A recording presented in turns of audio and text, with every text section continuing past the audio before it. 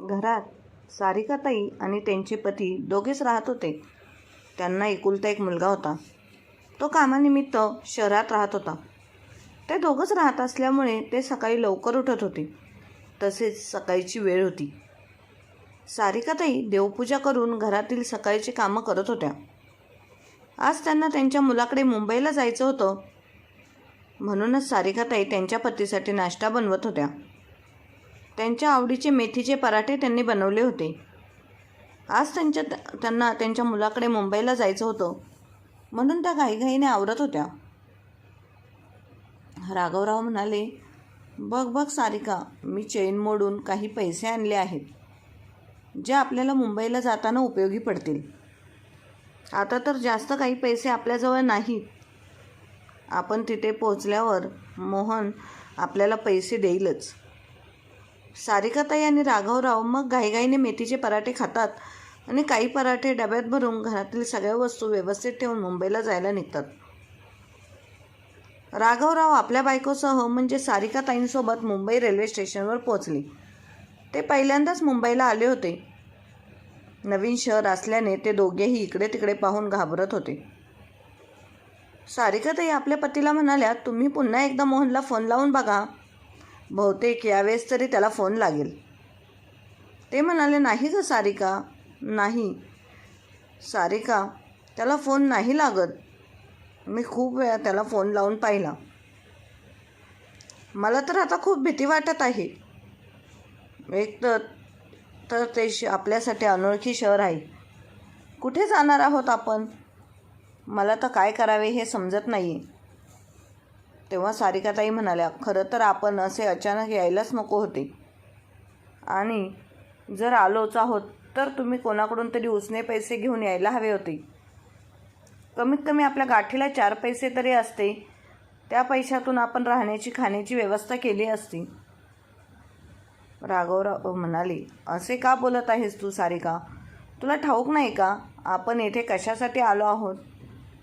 मी ज्यांना पैसे मागितले आहेत त्यांनी मला पैसे द्यायला नकार दिला. ते म्हणाले, कशावरून तुम्ही आमचे पैसे परत करशाल? म्हणूनच तर पैशांसाठी मला माझी चैन विकावी लागली. त्यातून जास्त काही पैसे आले नाहीत आणि तेच पैसे आत्तापर्यंत खर्च झाले आहेत. आता माझ्याकडे तर असं काहीच शिल्लक नाही राहिलं. समजत नाही की काय करावे. सारिका, चल आपण इथे जवळपास एका मंदिर दिसेल तर तिथे थांबू. मी खूप थकलेलो आहे. आता माझ्याकडून जास्त चालणे होणार नाही. एवढ्या मोठ्या शहरामध्ये आपण आपल्या मुलाला मोहनला कसे शोधायचे हा प्रश्न आपल्यासमोर आहे ना. इथे तर नातचा फोन लागतोय आणि नात्याला आपल्याला त्याचा पत्ता ठाऊक आहे. आपण इकडे आलो आहोत हे फक्त एका छोट्याशा फोटोच्या आधारावर.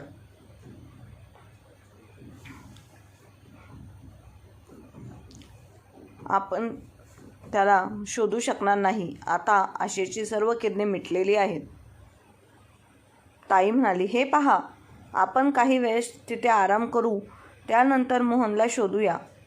त्याला इकडे येऊन 1 वर्ष झाले आहे आणि या वर्षात त्याने आपल्याला फक्त 4 वेळा फोन केलेला आहे. शेवटच्या वेळेस जाताना मी त्याला अनेकदा विचारले होते, तुझा पत्ता आणि फोन नंबर देऊन जा. पण तो म्हणाला, मी माझे घर पण बदलणार आहे. जेव्हा नवीन घरी जाईन तेव्हा तुम्हाला पत्ता देईन. त्याने त्याचा फोन नंबर तर दिला नाही.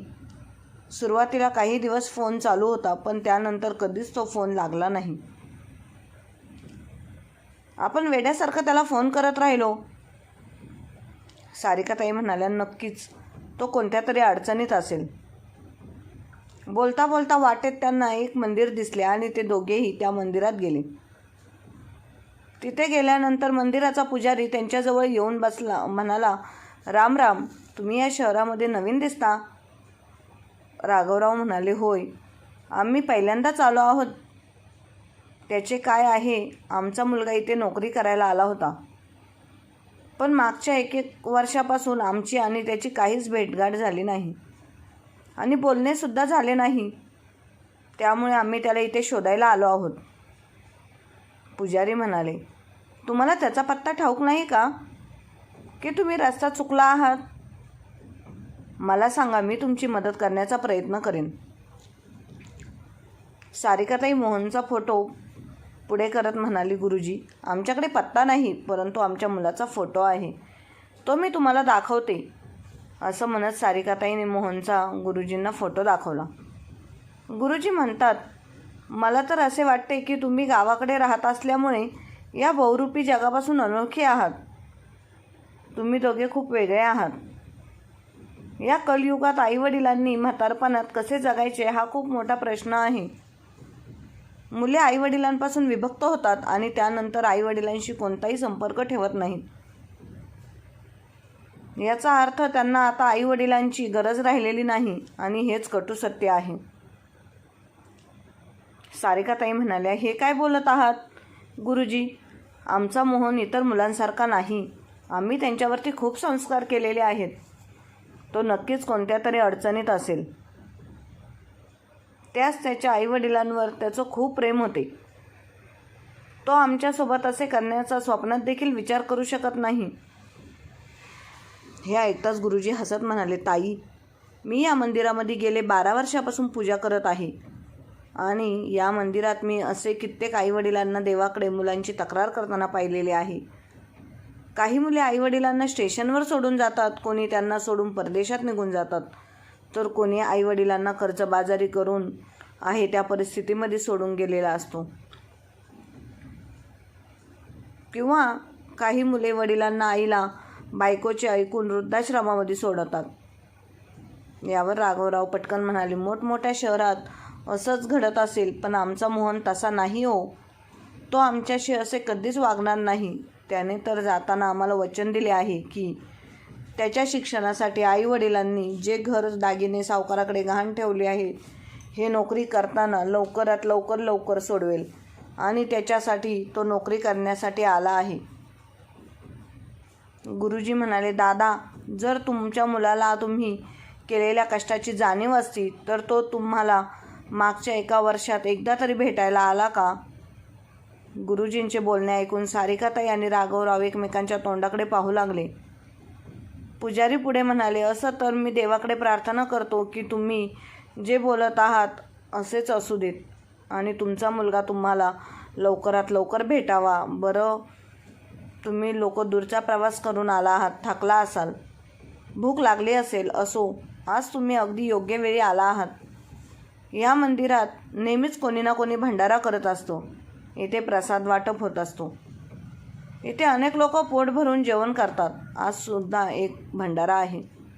तुम्ही सुद्धा पोट भरून जेवण करा. बरे, ठीक आहे, तुम्ही बसा, असे बोलून गुरुजी तिथून निघून गेले. दूरच्या प्रवासानंतर त्यांना खूप भूक लागली होती. काही वेळाने ते दोघेही जेवायला बसले. तिथेच बरीच वृद्ध माणसे होती. सर्वजण जेवणाची वाट पाहत होते. तेवढ्यात एक माणूस आपल्या भल्या मोठ्या कारमधून उतरला. त्याची ती श्रीमंती त्याच्या राहणीमानावरूनच दिसत होती. काही वेळातच सर्वांना जेवण वाढायला सुरुवात झाली. जेव्हा सर्वजण जेवण करत होते तेव्हा एक स्त्री बनारसी साडी घालून आणि खूप सारे दागिने घालून फोनवर बोलत तिथे आली. फोनवरचे बोलणे झाल्यावर म्हणाली, तुम्ही सर्वजण पोट भरून जेवण करा.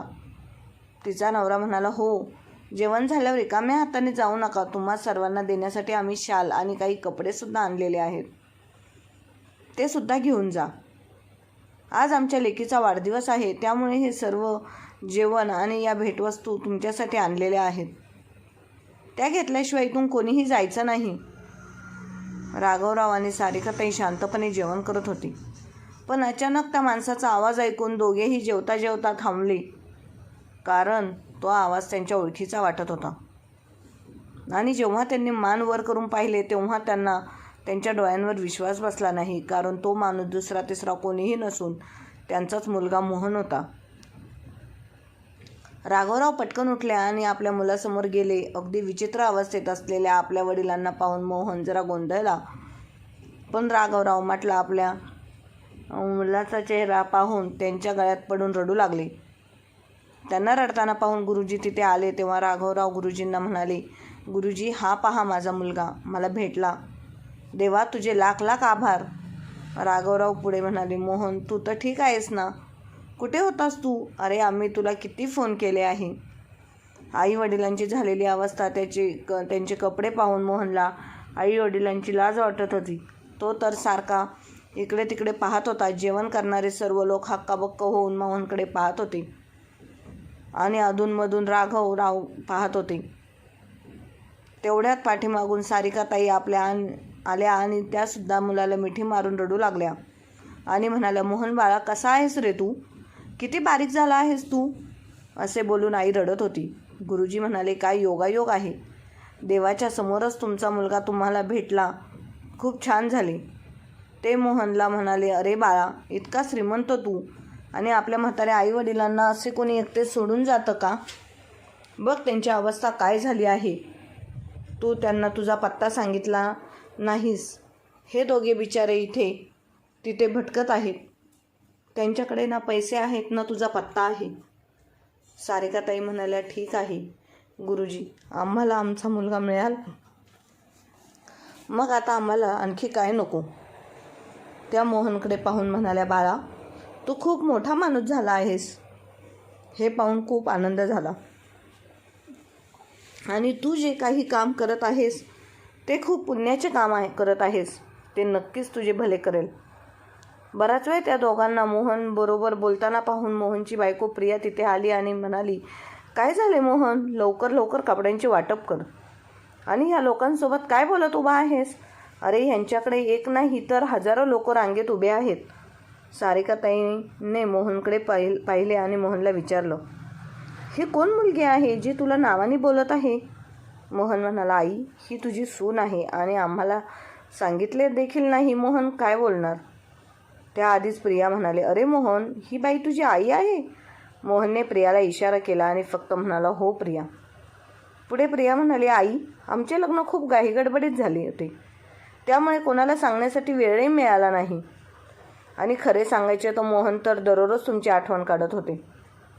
हे तुम्हाला विसरले नाहीत? मोहन म्हणाला, हो आई. अगं, कामात व्यस्त असल्यामुळे आम्हाला तुमच्याकडे येता आले नाही. आणि फोन नंबरचे म्हणत असशील तर आपल्या शेजारच्या जाधव काकूंचा फोन नंबर काही लागत नव्हता. आई बाबा, मला माफ करा. तिथे असणाऱ्या लोकांसमोर प्रिया म्हणाली, आई बाबा, आता तुम्ही गावी परत जाणार नाही, इथेच आमच्यासोबत राहणार आहात का? मोहनकडे पाहून प्रिया म्हणाली, काय हो, मी बरोबर बोलत आहे ना? मोहन म्हणाला, बाबा, मला माफ करा. माझ्यासारखा नालायक मुलगा देवाने कुणालाच नको द्यायला. आता मला माझी चूक सुधारायची आहे. प्रिया बरोबर बोलत आहे. आजपासून तुम्ही आमच्यासोबत राहणार आहे. इतके महिने मी तुमच्यापासून दूर राहिलो, पण आता मला तुमच्यासोबत राहून तुमची खूप सारी सेवा करायची आहे. आपल्या मुलाचे बोलणे ऐकून आईबाबांच्या डोळ्यात आनंदाश्रू आले. मग सारिकाताई आणि राघवराव मुलासोबत निघून गेले. जाताना सारिकाताई खूप गर्वाने गुरुजींना म्हणाल्या, पाहिलेत ना गुरुजी, मी म्हणाले होते ना, माझा मुलगा इतर मुलांसारखा नाही. देवाच्या कृपेने तो आम्हाला आज योगायोगाने मंदिरात भेटला. यावर गुरुजी म्हणाले, ताई, मी तर एवढेच म्हणेल की देव तुमच्या चेहऱ्यावरचा आनंद कधीच कमी नको करूस. चला, ठीक आहे. असे बोलून राघवराव आणि सारिकाताई आपला मुलगा आणि सुनेसोबत आता नातवासोबत जातात. आणि घरी पोहोचल्यानंतर प्रिया म्हणते, आई, तुम्ही थकल्या असाल, काहीतरी खाऊन पिऊन घ्या आणि मग आराम करा. बाकी आपण उद्या बोलू. असे बोलून ती खोलीत निघून गेली. दुसऱ्या दिवशी सकाळी सारिकाताई आणि राघवराव चहा प्यायला बसले. तेवढ्यात त्यांच्या घरी काम करणारी शारदा आली आणि तेव्हा प्रियाने तिला किराणा मालाचा हिशोब मागितला आणि काही पैशांच्या गडबडीमुळे तिला कामावरून काढून टाकले. हे सर्व सारिकाताई पाहत होत्या. तेव्हा ती म्हणाली, अहो आई, काय आहे ना सांगायचे तुम्हाला, ही शारदा अजिबात व्यवस्थित काम करत नव्हती आणि वरून चोरीसुद्धा करत होती. त्यामुळे तिला कामावरून काढून टाकले. असेही घरात आपण चौघेच तर आहोत. आपण दोघीही मिळून काम करूया. जास्त लोकांचे काम मी एकटी करत होते आणि काम केल्यामुळे तब्येतसुद्धा चांगली राहते. आम्ही गावी सर्व काम स्वतःच करत होतो. विचारात साध्या भोळ्या सारिकाताई, त्यांना ठाऊक नव्हते की यामागे प्रियाचा कोणता डाव चालू आहे. सुरुवातीला सर्व काही ठीक चालले होते, पण आता प्रिया सासू सासऱ्यांचा तिरस्कार करू लागली. तिला तिच्या घरात सासू सासरे नको होते. आणि हळूहळू मोहनसुद्धा त्याच्या बायकोचे बोलणे ऐकू लागला. त्याला तिचेच म्हणणे बरोबर वाटायचे. प्रिया दिवसभर सासूकडून घरातील सर्व कामे करून घ्यायची आणि मोहनला खोटे सांगायची की तुझी आई काहीच काम करत नाही. मोहन देखील बायकोच्या बोलण्यावर लगेच विश्वास ठेवून प्रियासमोर आईला बडबड करून अपमान करायचा. त्या दोघांनी जेवण केल्यानंतर जे काही अन्न उरायचं ते आईवडिलांना खायला द्यायचे. एकदा ते आईवडिलांना घरात कोंडून 5-6 दिवसांसाठी बाहेर फिरायला गेले. कदाचित त्यांच्या मरणाची वाट पाहत होते. त्यांना असे वाटले की फक्त पाणी पिऊनच ते दोघे असे किती दिवस जगतील, कारण घरात पाण्याशिवाय दुसरं काहीच उरलं नव्हतं. किचनला तर त्यांनी कुलूप लावले होते आणि राघवराव, सारिकाताईसुद्धा पाण्याने, भुकेने, तहानेने व्याकुळ झाले होते. पण त्यांचे ऐकणारे कोणीच नव्हते. तिसऱ्या दिवशी सारिकाताईंनी त्यांच्या खोलीच्या खिडकीतून शेजाऱ्यांना आवाज दिला. खरे तर त्यांना असे काहीच करायचे नव्हते, कारण यामुळे कुटुंबाची बदनामी होईल. पण भुकेपुढे ते सर्व काही विसरले होते. सर्वप्रथम त्या शेजाऱ्यांनी दोघांनाही खिडकीतून जेवण दिले. त्यानंतर त्यांनी मोहनला फोन केला आणि त्याला पोलिसांची धमकी दिली. तेव्हा मुलांनी आणि सुनेने हे चुकून घडल्याचे प्रकरण सांगून शांत केले. मोहनने सांगितले की आम्ही ट्रिपला गेल्यावर माझ्या सासूबाईंचा अपघात झाला, त्यामुळे तिकडे लवकर येऊ शकलो नाही. पण हे सगळं खोटं होतं. सारिकाताईने शेजाऱ्यांना सांगितल्यामुळे सुनेला त्यांचा खूप राग आला होता. त्यामुळे तिने सारिकाताईंना खोलीत बंद करून खूप मारले. हा धक्का राघवराव सहन करू शकले नाहीत आणि एके दिवशी अचानक त्यांचे झोपेतच हृदयविकाराच्या झटक्याने निधन झाले. आता सारिकाताई खूप एकट्या पडल्या. वडील गेल्याचे दुःख मोहनला सहन झालेच नव्हते. खरं तर अशा वेळी आईला मुलाच्या आधाराची खूप गरज होती, पण तसे काही झालेच नाही. आई एकटीच सगळी कामे करत होती. हे दिसत असूनही तो बायकोला काही बोलत नव्हता. प्रियाला आता सासू सासरे घरात नकोशी वाटू लागले. तर ती त्यांच्यावर एकदा दुपारी सर्व काम झाल्यावर सारिकाताई प्रियाला घराबाहेर काढायचेच होते. तिने सासूला झोपेतून उठवले आणि म्हणाली, म्हातारे, गुपचूप तू हे सामान पॅक कर, नाही तर जबरदस्तीने मला हे सगळं करावं लागेल. आणि काय गं, तू आमच्याबद्दल शेजाऱ्यांकडे तक्रार करतेस आणि हे लोक तुला साथ देत आहेत असे तू विचार करत असशील तर तू खूप चुकीचा विचार करत आहेस. तुला काय वाटले, आम्हाला तुरुंगात पाठवून तू इथे आराम करशील? असे बोलून प्रियाने सासूला घराबाहेर काढले आणि मोहन ही हाताची घडी घालून पाहत होता. एका आईसाठी यापेक्षा आणखी वाईट गोष्ट कोणतीच असू शकत नाही. त्यांनी लगेच ते घर सोडले, पण आता त्या कुठे जाणार हे त्यांना माहीत नव्हते. अशा परिस्थितीतच सारिकाताई पुन्हा त्या मंदिरात गेल्या, तर मंदिरासमोर लोकांची खूप गर्दी झाली होती. त्या गर्दीतून वाट काढत पुढे गेल्या आणि त्यांनी पाहिले की एक माणूस पायऱ्यांवरून पडला होता आणि त्यांच्या डोक्याला मार लागला, त्यामुळे खूप रक्त येत होतं. त्या गर्दीमधील एक जण पुढे देखील त्यांच्या मदतीला आला नाही. तेव्हा सारिकाताईंनी त्यांच्या साडीचा पदर फाडला आणि त्या माणसाच्या डोक्याला बांधला. गर्दीतील लोकांपैकी कोणीतरी ॲम्ब्युलन्स बोलवली आणि वेळातच ॲम्ब्युलन्स आली आणि सारिकाताईसुद्धा त्या माणसाबरोबर ॲम्ब्युलन्समध्ये बसून निघून गेल्या. तिथे गेल्यानंतर डॉक्टरांनी चेकअप केलं आणि डॉक्टर म्हणाले की रक्तस्राव खूप झाला आहे, त्यांना रक्ताची गरज आहे. पेशंटचा ब्लड ग्रुप चेक केला तर तो O पॉझिटिव्ह होता. हॉस्पिटलवाल्यांनी ब्लड बँकेत फोन केला तेव्हा तेथील लोकांनी सांगितले की सध्या इथे हा ब्लड ग्रुप रक्त उपलब्ध नाही, आम्ही व्यवस्था करतो. डॉक्टर याबाबत आपापसात चर्चा करत असलेले सारिकाताईंनी ऐकले आणि त्या डॉक्टरांना जाऊन म्हणाल्या, माझा ब्लड ग्रुपसुद्धा O पॉझिटिव्ह आहे. तेव्हा डॉक्टरांनी त्यांचे ब्लड ग्रुप चेक केले तर तो O पॉझिटिव्ह होते. अशा प्रकारे सारिकाताईंनी रक्तदान करून त्या माणसाचा जीव वाचवला. तेव्हा तो माणूस शुद्धीवर आला. तेव्हा त्याला समजले की सारिकाताईंमुळे त्यांचे प्राण वाचले आहेत, त्याला त्याचे आभार मानायचे आहेत. पण तेव्हा सारिकाताई तिथून निघून गेल्या होत्या. त्या मंदिरात राहत होत्या. काही महिन्यांनी अचानक एके दिवशी तो माणूस मंदिरात आला. तेव्हा सारिकाताईने त्याला पाहिले आणि स्वतःहून त्याची तब्येतीची चौकशी करण्यासाठी त्या माणसाकडे गेल्या आणि म्हणाल्या, दादा, आता तुमची तब्येत कशी आहे? त्या माणसाने पहिल्यांदा सारिकाताईंना ओळखले नाही, पण जेव्हा ताईंनी त्यांना सांगितले की मी तुम्हाला रक्तदान केले होते, तेव्हा त्या माणसाला खूप आनंद झाला. त्याने सारिकाताईंचे खूप आभार मानले. तो माणूस म्हणाला, मी देशमाने सर, देशमाने हिरकणी, महिला गृहोद्योग कंपनीचा मालक. सारिकाताई आश्चर्यचकित होऊन त्यांच्याकडे पाहत होत्या. ते पुढे म्हणाले, ताई, आज मी फक्त तुमच्यामुळे जिवंत आहे. मला तुमचे आभार मानायचे होते. म्हणूनच मी बऱ्याच दिवसांपासून तुमचा शोध घेत होतो. सारिकाताई म्हणाले, यात उपकार कसले हो? तो माणूस म्हणाला, ताई तुम्ही तर चांगल्या कुटुंबातील दिसता. मग इथे काय करता? ते सारिकाताईंनी देशमाने सरांना सर्व काही सांगितले.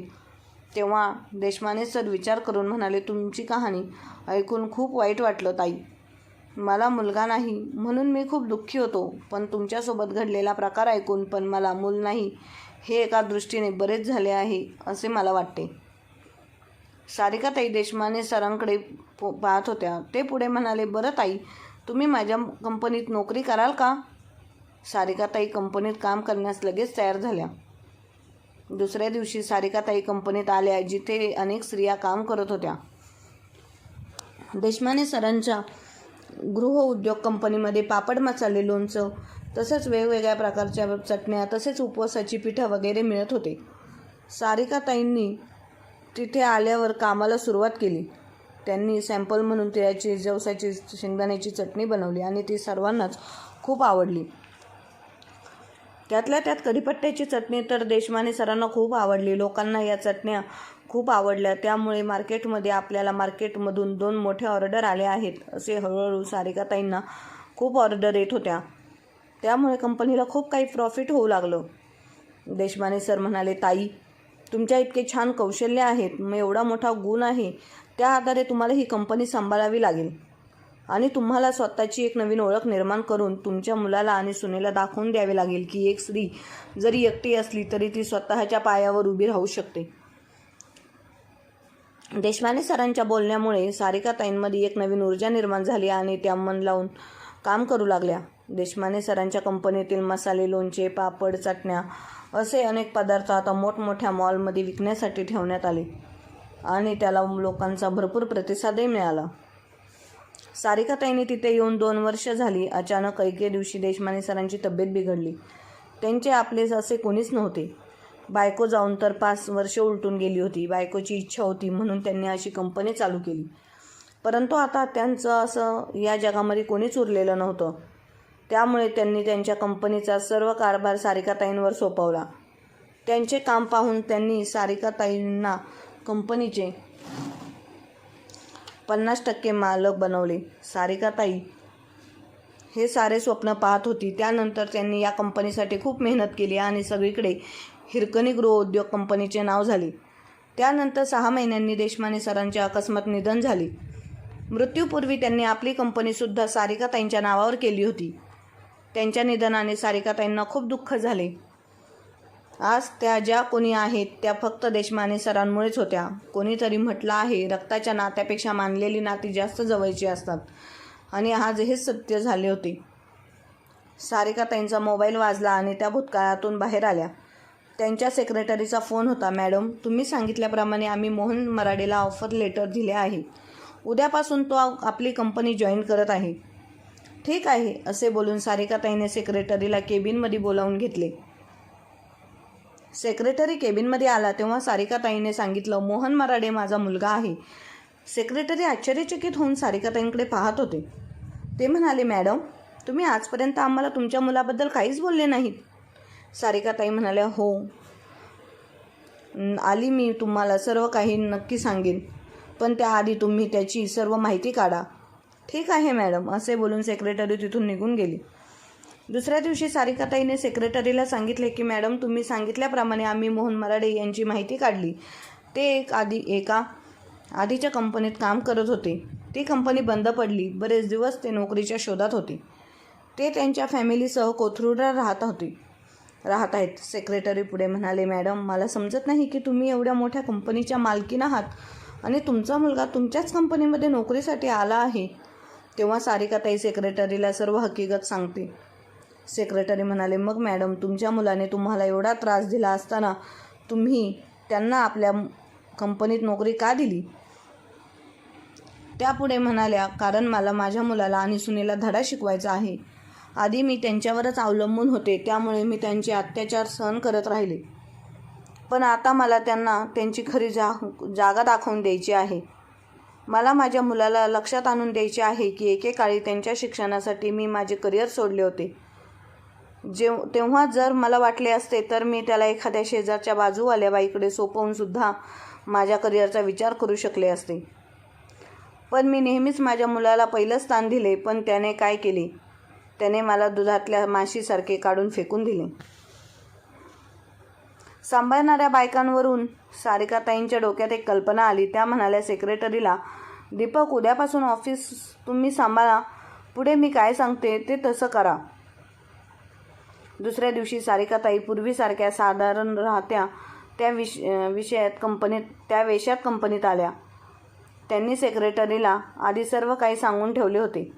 समोरून मोहन येताना दिसला. त्यामुळे सेक्रेटरी सारिकाताईंना म्हणाले, हे बघा ताई, आमच्या कंपनीत जेव्हा जागा निघतील तेव्हा आम्ही गेटवर तशी जाहिरात लावू. तेव्हा तुम्ही या. आता आईला समोर पाहून मोहन चकित झाला. सारिकाताई तिथून जातच होत्या की तेवढ्यात मोहनने इकडे तिकडे पाहून आवाज दिला आईला आणि म्हणाला, आई, कुठे होतीस इतके दिवस? आई म्हणाली, तू आणि तुझ्या बायकोने मला घराबाहेर काढले, मग कुठे असणार? असे बोलून सारिकाताई पुढे जाऊ लागल्या. तेव्हा त्यांनी आईला थांबवलं, माफी मागितली आणि म्हणाला, आई, घरी चल, तुला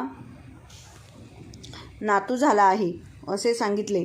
सारिकाताई त्याच्या चेहऱ्याकडे पाहू लागल्या. त्याने कोणाला तरी फोन लावला आणि थोड्याशा बाजूला जाऊन तो फोनवर बोलत होता. हॅलो आई, भेटले आहे. मी ज्या कंपनीत काम करतो त्याच कंपनीमध्ये काम शोधण्यासाठी आली होती. हे ऐकताच प्रिया म्हणाली, हे तर खूप चांगलं झालं. मी बाळाला सांभाळण्यासाठी बाई शोधत होते. दुसऱ्या बाईला सांभाळायला घेऊन येण्यापेक्षा तुझी आई तर तिच्या नातवाला खूप छान प्रकारे सांभाळेल. तुम्ही कसे करून तुमच्या आईला घरी घेऊन या. तुझी आई आपल्याला फुल टाईम बाळ सांभाळणारी बाई मिळून जाईल आणि पगारही द्यायला लागणार नाही. आपले पैसेसुद्धा वाचतील आणि फक्त आपले कामही होऊन जाईल. पण मोहन, तुझी आई आपल्याकडे येईल का? यावर मोहन म्हणाला, मी आईची माफी मागितली आहे. घरी आल्यावर तूही तिची माफी माग आणि मी आपल्या बाळाचे नाव पुढे करून तिला मी घेऊन येतो. नक्कीच. मोहन फोनवर बोलताना सारिकाताई त्याच्याकडे पाहत होते, पण तो खूप हळूहळू आवाजात बोलत होता. फोन ठेवल्यानंतर तो सारिकाताईंकडे आला. म्हणाला, आई, झाले गेले विसरून जा. आता तू एका नातवाची आजी झाली आहे. मग तुला तुझ्या नातवाला पाहावेसे वाटत नाही का? सारिकाताईंना हेच हवे होते. त्या मोहनच्या घरी जायला तयार झाल्या. संध्याकाळी ऑफिस सुटल्यानंतर मोहन आईला घेऊन घरी गेला. घरी गेल्यानंतर प्रियाने सारिकाताईंची माफी मागितली. सारिकाताई प्रियाला काहीच बोलत नाही. त्यांनी बाळाला पाहताच उचलून घेतले. प्रिया म्हणाली, आई, प्लीज तुम्ही आधी स्वयंपाकाची तयारी करा. मला खूप भूक लागली आहे. त्यानंतर माझी आणि बाळाची मालिश करा. सारिकाताई किचनमध्ये जाऊन स्वयंपाकाची तयारी करू लागल्या. संध्याकाळी मोहन त्याच्या ऑफिसमधून घरी आला.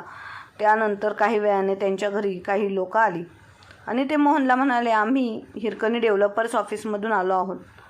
तुमचे घर प्रोमिस लोकेशनवर आहे. जर तुमची इच्छा असेल तर आपण इथे एक टॉवर मोठा अपार्टमेंट बांधू शकतो आणि याचा असा फायदा होईल की तुम्हाला 2 फ्लॅट आणि 20 लाख रुपये रोख रक्कम मिळेल. हे ऐकून प्रियाला खूप आनंद झाला. त्यांना आपल्या कानावर विश्वास बसत नव्हता. मोहनला वाटले की कदाचित हे लोक आपले फसवणूक करायला आले आहेत. त्यामुळे त्यांना तो म्हणाला, तुम्ही आम्हाला मूर्ख समजत आहात का? अशी फसवणूक करायला तुम्हाला दुसरे कोणी भेटले नाही का? यावर ते लोक म्हणाले, सर, आमची तुमच्यावर काही जबरदस्ती नाही. तुम्हाला जर विश्वास नसेल तर आम्ही तुमच्या एरियातील दुसरी कोणाला तरी देऊ. हे पहा, जर तुम्ही सहमत असाल तर या पेपर्सवर सह्या करा. आम्ही तुम्हाला ताबडतोब 5 लाख रुपयांचा चेक देऊ. ही रक्कम टोकन स्वरूपात राहील आणि उर्वरित रक्कम अपार्टमेंटचे काम चालू झाल्यावर तुमच्या खात्यात जमा केले जाईल. आता निर्णय तुमच्या हातात आहे. हे ऐकताच प्रिया मोहनला बाजूला घेऊन म्हणाली, अहो, अशी चांगली सुवर्णसंधी पुन्हा पुन्हा येत नाही. विचार करा, नवीन फ्लॅट आणि तेही दोन एका फ्लॅटमध्ये आपण दुसऱ्या फ्लॅट भाड्याने देऊ आणि सोबतच आपल्याला एक गाळा मिळणार आहे. तो गाळाही आपण भाड्याने देऊ. मग तुम्हाला नोकरीसुद्धा करण्याची गरज पडणार नाही, कारण त्यावेळेस लाखात आपण आपला बिझनेस पण सुरू करू शकतो. मोहन म्हणाला, पण ते जर फ्रॉड निघाले तर आपण असे एखादा विश्वास ठेवू शकतो. मग त्यावर प्रिया म्हणाली, पण त्याचे म्हणणे आहे की आपण आता हो म्हटले तर लगेच आपल्याला 5 लाख रुपयांचा चेक देईल. मग यात विश्वास न ठेवण्यासारखे काहीच नाही. त्यानंतर काही वेळ विचार करून त्या लोकांना म्हणाला, आम्हाला लगेच 5 लाख रुपयांचा चेक मिळेल का? हो सर, तुम्ही इथे सही करा, चेक रेडी आहे. मोहनने पेपर्सवर सह्या केल्या. त्यानंतर त्यांनी मोहनला 5 लाख रुपयांचा चेक दिला. चेक पाहून मोहन आणि प्रियाला खूप आनंद झाला. त्यानंतर त्या लोकांनी मोहनकडून आणखी काही पेपर्सवर सह्या करून घेतल्या आणि ते निघून गेले. खरे तर मोहनने आनंदाच्या भरात ते पेपर्स न वाचता त्याच्यावर सह्या केल्या होत्या. दुसऱ्या दिवशी मोहन बँकेकडे चेक जमा करतो आणि काही वेळातच त्याच्या अकाउंटवर 5 लाख रुपये जमा होतात. आता मात्र मोहन आणि प्रियाचा आनंद गगनात मावेना असा झाला. त्याला काही दिवसांपूर्वी लागलेली नोकरी सोडतो. त्यानंतर एके दिवशी प्रियाला सारिकाताई म्हणाली आहे, आता त्या कंपनीत जागा निघाली असेल, तुम्ही तिकडे नोकरी करा आणि बाहेरच कुठेतरी तुमची राहण्याची व्यवस्था करा. कारण आता काही दिवसातच आम्हाला नवीन फ्लॅट भेटेल. त्या अपार्टमेंटमध्ये खूप सारे श्रीमंत लोक राहायला येतील. तिथे तुमच्यासारखी गावंढळ लोक शोभणार नाहीत. उगीच आम्हाला लाज आणू नका. तुमच्यामुळे आमची इज्जत कमी होईल. तेव्हा मला जबरदस्तीने तुम्हाला बाहेर काढावे लागेल. त्यापेक्षा आता तुम्ही तुमची व्यवस्था करा. सारिकाताई म्हणाल्या, पण सुनबाई, मी कुठे जाऊ आता? मला या घरातून हाकलून देऊ नकोस. प्रिया म्हणाली, हे बघा आई, उगाचच माझे डोके फिरवू नका. जर तुम्ही लगेचच हे घर सोडले नाहीत तर तुमचा जीव घेईल. असे बोलून तिने सारिकाताईंवर बळजबरी करून त्यांना घराबाहेर ओढत नेऊन लागली. तेव्हा सारिकाताईने प्रियाच्या कानाखाली मारली. चापटीच्या आवाजाने प्रिया मोहन हादरले. त्यांना समजत नव्हते की आईमध्ये अचानक एवढी ताकद कुठून आली. प्रिया आश्चर्यचकित होऊन डोळे विस्फटून सासूकडे पाहत होती. मोहन काय बोलणार त्याआधी सारिकाताई अश्रू पुसत घराबाहेर पडल्या. 2 दिवसांनी पुन्हा हिरकणी डेव्हलपर्सच्या ऑफिसमधून ते लोक मोहनच्या घरी आले. मोहन त्यांना म्हणाला, तुम्ही लोक काम कधीपासून सुरू करणार आहात? ते लोक म्हणाले, हे काय, आजपासून आम्ही काम सुरू करणार आहोत. त्यामुळे तुम्हाला लगेच घर खाली करावं लागेल. मग मोहन त्यांना म्हणाला, आम्ही दुसरीकडे भाड्याने घर पाहिले आहे. अपार्टमेंटचे काम पूर्ण होताच आम्ही पुन्हा आमच्या फ्लॅटमध्ये राहायला येऊ. त्यावर ते लोक मोहनला म्हणाले, कोणता फ्लॅट? तुम्ही स्वप्न तर पाहत नाहीत ना? आता हे घर आमच्या मॅडमच्या नावावर आहे. तुम्ही स्वतःच्या नावावर हे घर. मोहनला समजत नव्हते की ते लोक काय बोलत आहेत. तो पूर्ण गोंधळलेला होता. तेवढ्यात त्याच्या घरासमोर एक कार थांबली. कारमधून सारिकाताई उतरल्या. त्या म्हणाल्या, बेटा, हे घर मी खरेदी केले आहे. मोहन आणि प्रियाने सारिकाताईंकडे पाहिले आणि दोघेजण अवाक झाले. सारिकाताई साधारण दिसत नव्हत्या. त्यांच्या अंगावर किमान 30,000 रुपयाची खूप सुंदर महागातली बनारसी सिल्क साडी होती आणि हातात जाड जाड सोन्याच्या बांगड्या, तर गळ्यात सोन्याची चेन होती. हे पाहून मोहन आणि प्रियाचे डोळे विस्फारले. त्याला समजत नव्हते की हे सर्व काय झाले आहे. कारण 2 दिवसांपूर्वी तर त्या तिथून मोलकरणीच्या वेशात निघून गेल्या होत्या. आईमध्येच अचानक असा बदल कसा झाला हा विचार मोहन करत होता. आणि आता तर तितक्यात लोक मोहनला म्हणाले, सर, या आमच्या मॅडम हिरकणी डेव्हलपर्सच्या मालकीण आहेत. यांनी तुमचे घर खरेदी केले आहे. तुम्ही त्यांचे आभार माना की त्यांनी तुमच्या मुलाचा विचार करून तुम्हाला 5 लाख रुपये दिले आहेत. नाहीतर तुम्हाला रस्त्यावर भीक मागावी लागली असती. मोहन आश्चर्यचकित होऊन म्हणाला, तुम्ही आणि माझ्या आईने मिळून आमची फसवणूक केली आहे. पण आई, तुझ्याकडे इतके पैसे कुठून आले? आणि मला माहीत आहे, आम्हाला धडा शिकवण्यासाठी तू कुठेतरी चोरी वगैरे केली असेल. आता मी तुमच्या सर्वांच्या विरोधात कोर्टात केस दाखल करणार आहे. मी तुम्हाला सोडणार नाही. तेव्हा सारिकाताई मोहनला म्हणाल्या, ओ मिस्टर, जरा तोंड सांभाळून बोला. मोहन आणि प्रिया अजून धक्क्यातून सावरले नव्हते तोपर्यंत त्यांना आणखी एक धक्का बसला. एवढ्या रकमेसाठी त्यांनी चोरी करण्याचा काहीच गरज नाही. ज्या कंपनीत तुम्ही काम शोधत होतात ना, ही मॅडमच्या कंपनीच्या सर्वे आहेत. मग मोहन हसला आणि म्हणाला, कदाचित तुम्हाला माहीत नसेल, ही बाई जिला तुम्ही मॅडम म्हणत आहात ना, तीच तिथे काम शोधत आली होती आणि तेव्हा तुम्हीच तिला काम काही नाही असे बोलला होतात. ही तुम्हाला मूर्ख बनवत आहे. वेळीच भानावर या. सारिकाताई म्हणाल्या, मूर्ख कोणी कोणाला बनवले आहे हे लवकरच कळेल. आधी तुम्ही दोघे हे घर खाली करा.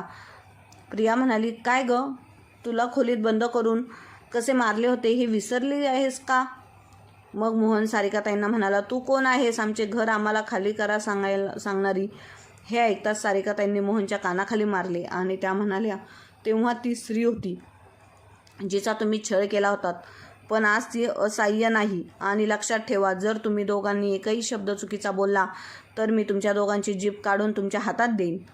सारिकाताईने माणसांना सांगून त्या दोघांना घराच्या बाहेर काढले. त्यानंतर त्यांच्या सेक्रेटरीला म्हणाल्या, यांचे सामान घराबाहेर काढून ताबडतोब घराला कुलूप लावा आणि चावी माझ्या ऑफिसमध्ये घेऊन या. आईचे असे संतप्त रूप पाहून ते दोघेही सारिकाताईंच्या पायाशी लोटांगण घालून विनंती करू लागले, अनेक क्षमा मागू लागले. पण सारिकाताई आपल्या मुलाची आणि सुनेची ती मात्र दया आली नाही आणि त्या गाडीत बसून तिथून निघून गेल्या. आज मोहन त्याची दुसरी नोकरी गमावून बसला होता. नोकरीच्या शोधात दिवस रात्र भटकत होता आणि प्रिया यांना अजूनही आश्चर्य वाटत होतं की आई एवढ्या मोठ्या कंपनीची आणि हिरकणी डेव्हलपर्सची कशी काय मालकीन झाली. सारिकाताईंची उत्तरोत्तर होणारी प्रगती पाहून मोहन आणि प्रिया चकित व्हायचे. त्या दोघांना आता खूप पश्चाताप होत होता. काही दिवसांनी मोहनने आपल्या शिक्षणाच्या जोरावर त्याने पुन्हा एक जॉब मिळवला आणि तो बायको मुलांसह भाड्याचे घर घेऊन राहू लागला. पण एकट्याच्या जीवावर घर चालत नव्हते, त्यामुळे प्रियाला जॉबसाठी घराबाहेर पडावे लागले. हे दोघे जॉब करून आपला मोडकळीस आलेला संसार चालवत होते. प्रत्येक क्षण त्यांना आईची आठवण करून देत होता. आता त्या दोघांची इच्छा असूनही ते सारिकाताईंना आपल्या जवळ राहायला बोलू शकत नव्हते. या दरम्यान अनेकदा मोहन सारिकाताईंच्या कंपनीमध्ये जाऊन बोलायचा की आई, तुझा नातू आजारी आहे, तो तुझी खूप आठवण काढतो. सारिकाताईंना चांगलेच ठाऊक होते की त्यांचा मुलगा स्वतःच्या मुलाची ढाल बनून माझ्याशी पुन्हा नातेसंबंध जोडण्याचा प्रयत्न करत आहे. पण सारिकाताईंनी त्यांचे मन एवढे घट्ट केले होते की त्यांनी पुन्हा कधीच मागे वळून पाहिले नाही. आणि 5 वर्षाचा कालखंड लोटल्यानंतर ती कंपनी एका अनाथ मुलाच्या नावावर करून दिली. परंतु स्वतःच्या मुलाला फुकटचा 1 रुपयासुद्धा दिला नाही व त्यांनी त्या मुलाला दत्तक घेतले आणि त्या मुलाला खूप जीव लावला व त्या मुलाने सारिकाताईंचा शेवट केला व त्यांची सगळी प्रॉपर्टी व्यवस्थित सांभाळली व नंतर त्याने त्या कंपनीचे नाव सारिका गृहोद्योग असे ठेवले. धन्यवाद.